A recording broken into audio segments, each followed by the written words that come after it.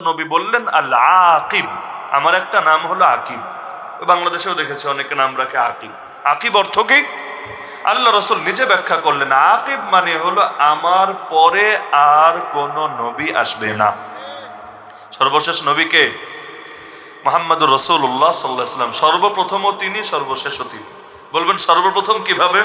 কারণ নবুয়ত কিন্তু আল্লাহ তাকে সবার আগে দিয়েছেন, আদম আলাইহিস সালামকেও দেওয়ার আগে।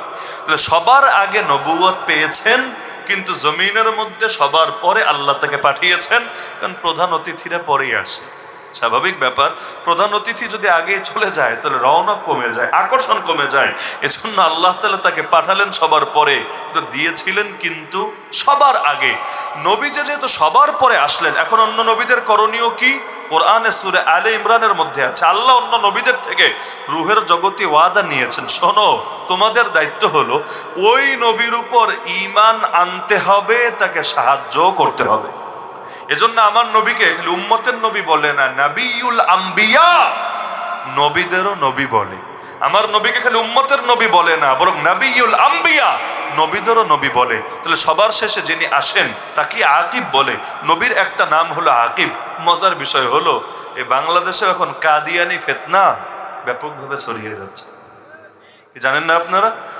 আগে তো যেগুলো ছিলই, নতুন করে বিভিন্ন এলাকায় ঢুকছে। এমনকি চিন্তার বিষয় হলো এদের সম্পর্ক নির্দিষ্ট কোনো সরকারের সাথে না, বরঞ্চ এদের সম্পর্ক এমন শক্তির সাথে, গদিতে যেই আসুক আর যেই যাক ওদের কোনো সমস্যা হবে না।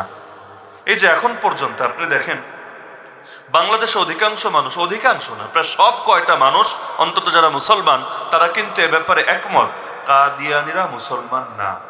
আপনাদের কোনো ইখতিলাফ আছে এটা নিয়ে? কাদিয়ানিরা মুসলমান না কাফের? এটা এমন একটা বিষয় যেটা বুঝতে হুজুর হওয়া লাগে না। কারণ নবীর পরে নবী হতে পারে এইরকম বিশ্বাস যদি কারো ভেতরে থাকে, ও যে একটা বেঈমান, এটা বুঝতে কোনো মোল্লা মুন্সি মৌলবী কিচ্ছু লাগে না। ওই মাদ্রাসার বারান্দাও যাওয়া লাগে না। এমনকি নিজের নামে যদি কেউ সাইন দিতে না পারে, ওরাও জিজ্ঞাসা করেন যে কেউ যদি বলে নবীজির পরে ওই গোলাম আহমদ কাদিয়ানি নাকি নবী হয়ে এসেছে, ইমাম মাহদি হয়ে এসেছে, ঈসা হয়ে এসেছে, একের ভেতর সব। ও নিজেকে মারিয়ামও দাবি করেছে, ঈসাও দাবি করেছে, মাহদিও দাবি করেছে, আবার নবীও দাবি করেছে, একের ভেতর ফুল প্যাকেজ হাজির হয়েছে। তো এখন যদি ওরে কেউ মেনে নেয়, ওরে ইমানদার বলতে হবে না বেঈমান বলতে হবে? স্পষ্ট বিষয়। কিন্তু আপনি সব সরকারের পেছনে ঘুরতে ঘুরতে ঘুরতে নিজের জুতো যদি খয়ে ফেলেন, তবুও লাভ হয় না। এমনকি এখনো যারা ক্ষমতায় আসে নাই, যত দল আছে বাংলাদেশে, যত দল ইসলামী বাদে, কারণ ইসলামী দল তো এই ব্যাপারে একমত না হলে আর ইসলামগিরি থাকবে না। কিন্তু সাধারণ যে কোনো দলকে বলেন, আচ্ছা তোমরাও তো জানো, তোমরাও মানো, ব্যক্তিগতভাবে সবাই মানে, সবাই মানে, বলেন যে নির্বাচনী প্রতিশ্রুতির মধ্যে এটা লিখে দাও না যে আমরা যদি ক্ষমতায় আসি, পার্লামেন্টে সংখ্যাগরিষ্ঠতা পাই, তাহলে নবীর পরে নবী নাই, সংসদে আইন বাস্তবায়ন করব, এবং কাদিয়ানিরা আর মুসলমান পরিচয় ব্যবহার করে ধোঁকাবাজি করতে পারবে না। কারণ মুসলমান পরিচয় ব্যবহার করলে তো ধোঁকাবাজি হবেই। ওদের জন্য মক্কায় প্রবেশ করা জায়েজ নাই, মদিনায় প্রবেশ করা জায়েজ নাই, এমনকি গোটা আরব উপদ্বীপে প্রবেশ করা জায়েজ নাই। কোরআনের দ্বারা প্রমাণিত, হাদিসের দ্বারা প্রমাণিত এটা হারাম। মুসলমান ছাড়া কেউ এই এরিয়াতে প্রবেশ করতে পারে না। করলে এটা গোটা মুসলমানদের জন্য একটা কলঙ্ক হয়, একটা বেইজ্জতির বিষয় হয়। তাহলে ওরা যে যাচ্ছে, এমনকি রওজায়ে আতহারের সামনে গিয়ে পর্যন্ত বেয়াদবি করছে, ওদের যাওয়াটাই তো সেখানে বেয়াদবি, ওই নাপাকগুলো এখানে প্রবেশ করাই তো বেয়াদবি। তাহলে এই বেয়াদবিগুলো যে হচ্ছে, এমনকি মুসলিম মেয়েদেরকে পর্যন্ত বিয়ে করে নিচ্ছে, যেহেতু আইডি কার্ডে মুসলমান লেখা। আর গ্রামে গঞ্জের মানুষ কে ভাই কাদিয়ানি আর কে কি আনি, এগুলো তো অনেক সময় বোঝেও না। তো দেখা যাচ্ছে তারা বিয়ে করে নিচ্ছে, অথচ এরা যদি মুসলিম মেয়েরে বিয়ে করে, বিয়ে হবে জিন্দিগিতে, বিয়ে হবে তো সন্তানকে হালালজাদা হবে না হারামজাদা হবে। এমনকি ওদেরকে তো সালাম দেওয়াও জায়েজ নাই, জানাজা পড়াও জায়েজ নাই, মুসলমানদের গোরস্থানে দাফন করাও জায়েজ নাই। কত মাসালা সম্পর্ক ধর্ম পরিচয়ের সাথে। ধর্ম পরিচয় তো আর ফালতু কোনো বিষয় না, বরং এর সাথে অন্তত কয়েক ডজন বিধানের ডাইরেক্ট সম্পর্ক আছে। তো সরকারের তো উচিত হলো এদেরকে মুসলিম পরিচয় ব্যবহার করতে সহযোগিতা না করা। হ্যাঁ, এটাকে আলাদা একটা ধর্ম হিসেবে স্বীকৃতি দেওয়া হয়ে গেল, আলাদা একটা ধর্ম, যেহেতু এটা সেকুলার রাষ্ট্র, ইসলামী রাষ্ট্র না। বাংলাদেশ তো কোনো ইসলামী রাষ্ট্র না, সেকুলার রাষ্ট্র। আমরা এর চাইতে বেশি দাবি করতে পারি না। অন্তত এইটাই বললাম, ঠিক আছে, ওদেরকে আলাদা একটা ধর্মের মতো থাকতে দাও, মুসলিম পরিচয় ব্যবহার করে ধোঁকা দেওয়ার সুযোগ দিও না। এইটা অন্তত নির্বাচনী অঙ্গীকারে যুক্ত করো। দেখবেন একটা দলেরও সাড়া পাওয়া যাচ্ছে না। বলবেন কেন? ওদেরকে তৈরি করেছে ব্রিটিশরা টাকা দিয়ে। এখনো পর্যন্ত ওদের হেড অফিস লন্ডনে, দ্বিতীয় আর কোনো ইসলামী দলের হেড অফিস লন্ডনে আছে বলে আমার জানা নেই।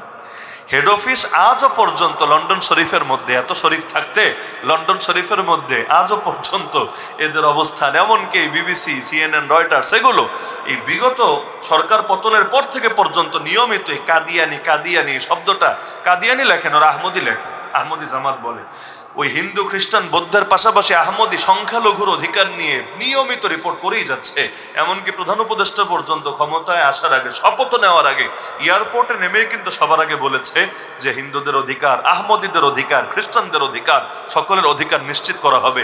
বিগত দিনে কোনো সরকার আলাদা করে নাম নিয়েছে বলে আমার মনে পড়ে না, কিন্তু আলাদা করেও নাম নিয়েছেন তিনি। কেন? উনি সবগুলো সম্পর্ক ওই গোড়ার সাথে। তো কেউ চাইবে না দুনিয়াতে ওই গোড়ার মানুষগুলোকে নারাজ করতে। যেমন বাংলাদেশে বেশ্যাখানা আছে না, একটা দুইটা না, অনেকগুলো আছে, লাইসেন্স নিয়ে বেশ্যাবৃত্তি চলে। এগুলোর বিরুদ্ধে কিন্তু সবাই একমত, কেউ এগুলোকে পছন্দ করে না, কেউ না। একমাত্র যারা ওদের খদ্দের, এরা বাদে একজন মানুষও এগুলোকে ভালো চোখে দেখে না, কিন্তু বন্ধ করতে পারে না কেন? এমনকি রাজনৈতিক দলগুলো পর্যন্ত এগুলোর ব্যাপারে কড়া অবস্থানে আসতে পারে না কেন? কারণ এগুলো দেশীয় ইস্যু, এগুলো হয়ে গেছে আন্তর্জাতিক ইস্যু। এখানে হাত দেওয়ার মানে আমেরিকা খেপবে, জাতিসংঘ খেপবে, একেবারে আন্তর্জাতিক সব মিডিয়া খেপবে, সরকাররা ভয় পায়, রাজনৈতিক নেতারাও ভয় পায়। পরে মনে হয় ক্ষমতায় আসাটাই অনিশ্চিত হয়ে যাবে, উগ্রবাদী জঙ্গিবাদী ট্যাগ মনে হয় কাদের মধ্যে লেগে যাবে। তো বলছিলাম আমার নবীর নামই আল আকিব, সর্বশেষ। সুতরাং প্রত্যেকের জন্য কিন্তু করণীয় এটা, নবীর খাতমে নবুয়ত হেফাজতের জন্য নিজের জানকে উৎসর্গ করে রাখা।